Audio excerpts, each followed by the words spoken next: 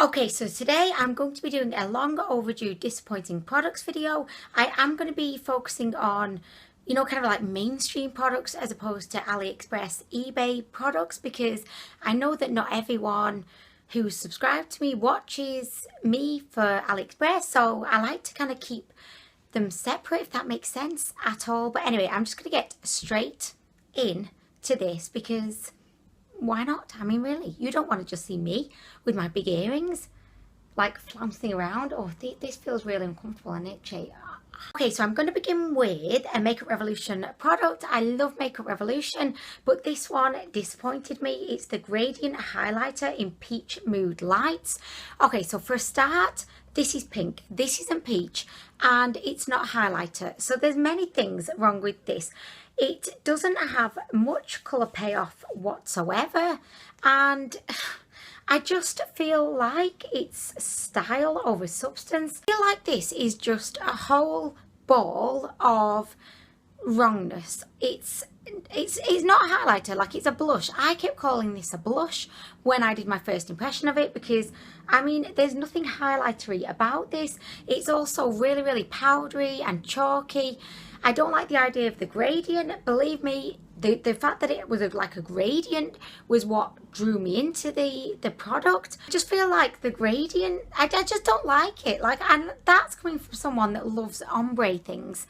I would have my face be an ombre foundation face if there was a way that I could do it so it would look acceptable. This product to me is just pretty pointless. It just didn't do anything on my face, and I definitely wouldn't recommend it.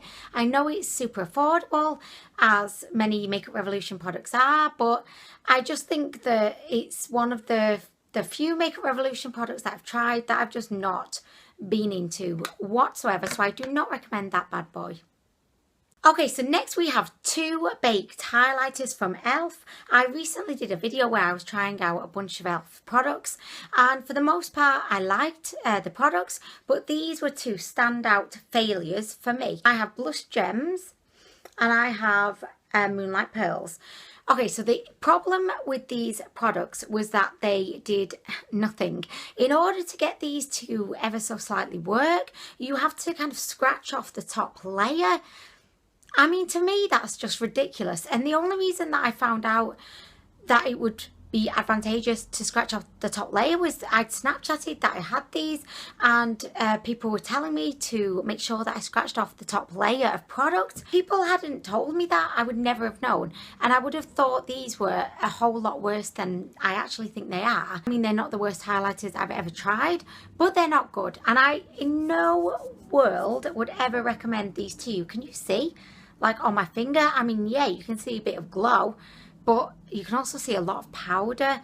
If I just do a little swatch, I mean, it looks okay, but they feel super dry. If it's so well known and accepted that you have to scrape off the top layer of the product to get the best out of them, e.l.f. should be on this, and they should have like a sticker on the back that says warning in red letters, all caps, exclamation mark, maybe 3 exclamation marks. Please scrape off the top layer of product, and it should come with a scraping tool, because they're sending out a product that doesn't work in its form, and they don't give you the secret. Like, they're not telling you the secret. It's like there's a secret way to get these to work, but e.l.f. aren't announcing it. They're not telling you. They're just letting you find out for yourself. And I feel really bad for all of the people who will have bought these, and you know the feeling when you've treated yourself to some new makeup, particularly a highlighter, and you're just so excited, you're ready to blind everybody in sight, and then you get an awful product, and then you find out, oh, well, the whole world apparently knows you meant to scrape off the top layer, but I didn't know that. I'm not part of the secret e.l.f. highlighter club. I mean, I didn't have that information. It would have been nice, e.l.f., if you had broadcast or at least let me know with a handy sticker on the back. I mean, really. Okay, so the next product is one that I reviewed a while ago. I did a first impression on it. It's the On Taupe Eyeshadow Palette by Zoeva. I was umming and ahhing about this palette for months before I finally gave in and bought it. I was mainly umming and ahhing because it's £18, which I know isn't particularly expensive for an eyeshadow palette. It's definitely kind of mid-range, but I just wasn't sure if I wanted to take the plunge or not. And anyway, I did a bit of research, and in the end I just ended up going for it, and I kind of convinced myself that I loved it.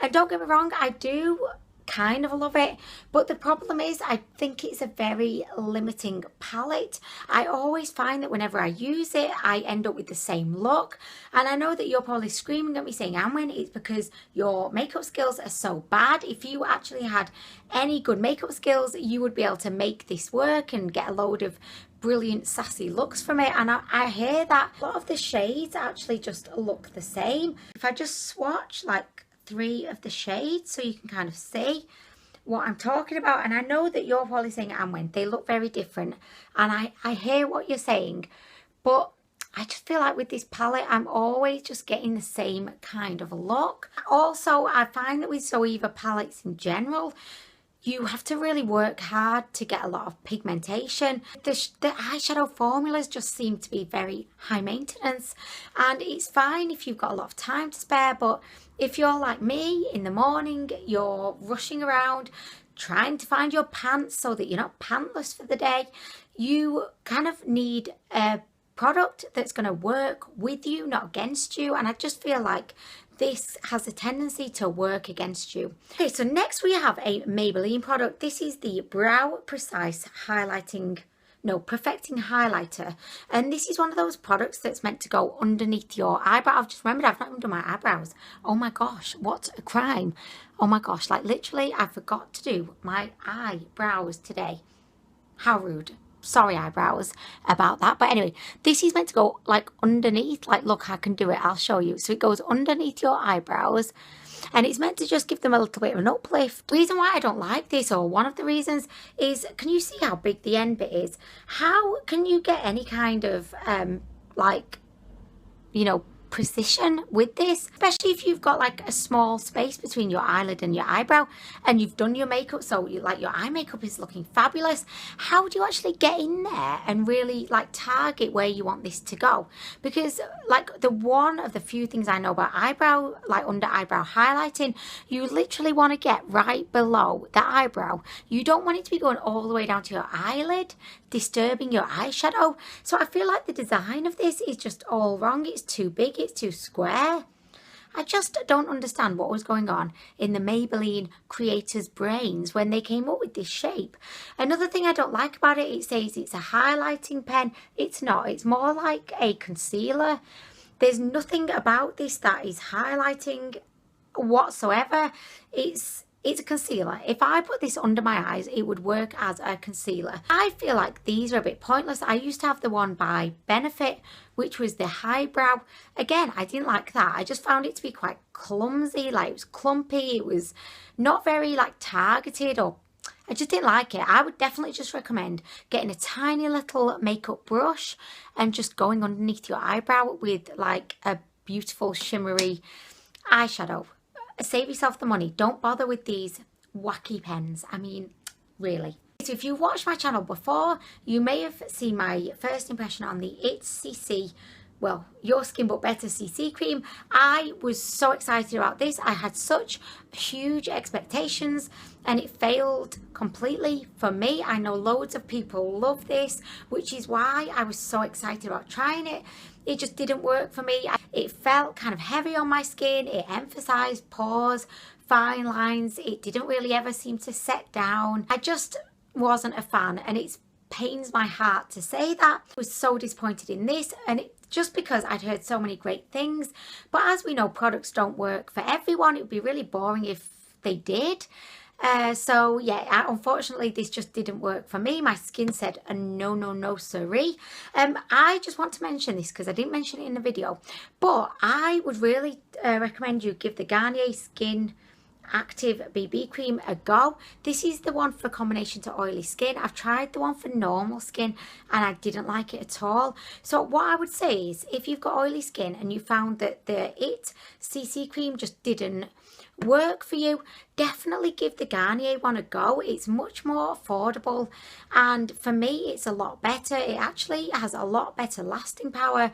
It's got a lot better coverage, surprisingly, and it gives me more of like a matte kind of natural finish, whereas the CC cream was very dewy. Like, I'm a big fan of dewy, but this took dewy to a whole other level, like really. So anyway, I just wanted to say that. Okay, so I've recently been testing out some of the Ordinary brand skincare. For the most part, I've been so happy with everything, and I will be doing a little bit of a review video just so that you can find out of the products that I really liked.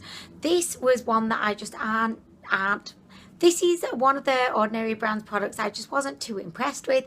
It's the Natural Moisturizing Factors Surface Hydration Formula. This is a moisturizer, but I found that it just didn't like it. I've been using this for about 2 months at this point, and I just don't know what it does. It doesn't seem to make my skin feel very moisturized. It's a very thin kind of almost gel-like consistency, so I just don't feel like it's doing a whole lot for my skin and keeping it kind of hydrated.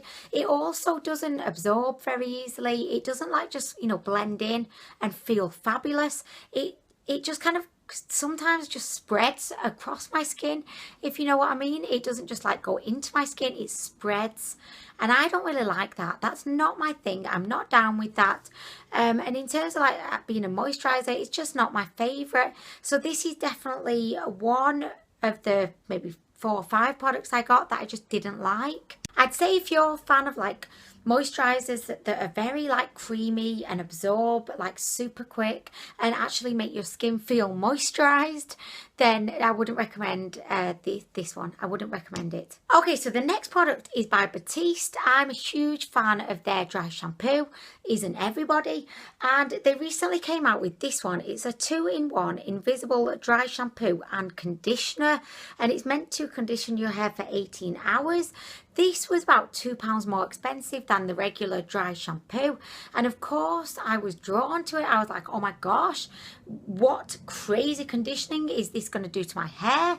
It just says it's an invisible formula. It refreshes and conditions. It leaves your hair soft, smooth and hydrated.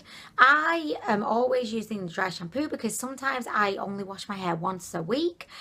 So Batiste is like my saviour. What I love about dry shampoo is that it gives your hair a bit of volume and va-va-voom, as well as, you know, making it not greasy. So I was thinking, oh my gosh, is this going to make it super soft, and am I never going to have to wash my hair ever again?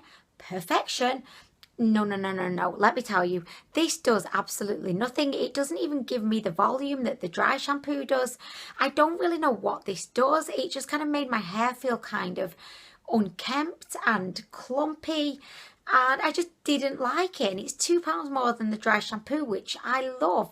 So I would probably recommend, like, if you want to give it a go, give it a go. It could work wonders for your hair, but for me it didn't do anything. Like, it wasn't any better than the dry shampoo, and it wasn't even as good as the dry shampoo, but yet it's more expensive.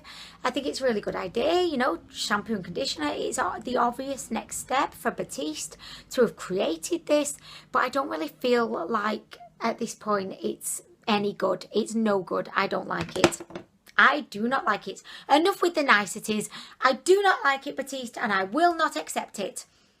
No. Okay, so I'm a huge fan of self-tanners, but you know, like moisturizers that have self-tanner in that you can kind of slowly build up. I'm a little bit too unconfident in my tanning skills to actually use a professional, you know, like proper tanner. I think I've done it a couple of times in the past and it had horrific results, like really bad. I don't have the skills, in the same way that I don't have the skills to apply false eyelashes. I don't have the skills to apply tanner. This is why I always stick with like the moisturizing self tanner. It's just a lot less risky in my opinion. So anyway, my favorite one that I've used for years is by Garnier. It's the Summer Body Sunkissed Look lotion. I love this. So anyway, I thought, you know what, I'm going to just give something else a go. So I went for the Dove Derma Spa Summer Revived. I thought maybe this will be even better. Why not dip my toe into another moisturising tanner? No, I shouldn't have bothered. This one is no match whatsoever for my beloved Bay, the Garnier.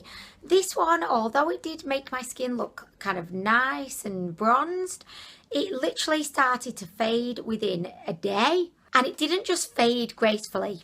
Oh no, it looked horrendous. It would like fade out, and my legs were just looking like patchy and just like a 5-year-old did my tanner. It was just horrific. I mean, really, I'm being very OTT, I'm aware of that, but I definitely would not recommend this Dove one. It's also got a funny smell that I didn't appreciate, and it was kind of greasy, so I didn't like it. Whereas the Garnier, my Bay, my beloved, I love this. I definitely recommend this. No matter what your skin tone is, if you're the fairest of the fair, pale princesses out there, I definitely recommend you get the deep one. I don't see the point in getting the light one, because at the end of the day, this is a gradual build up tanner. So I would just say, jump in head first. Get the deep, no matter what your skin tone is. If you're Casper the Ghost, get the deep, get the deep. Get the deep, get the results quicker. That's what I say. Okay, so that brings us to the end of my disappointing products video. I hope that you've enjoyed this. I'm really sorry if I've sounded a little bit like funny in this video or looked a bit funny, and obviously my eyebrows are not there. I mean, they've not made an appearance today. I'm not feeling well at all today, but I really wanted to film because it cheers me up, it makes me happy. So I just hope that you've enjoyed the video, and I explained everything well enough. I don't feel like I did, but anyway, I hope you got the gist, and I hope you're having a lovely day, whatever you're doing, and I will be back soon with more.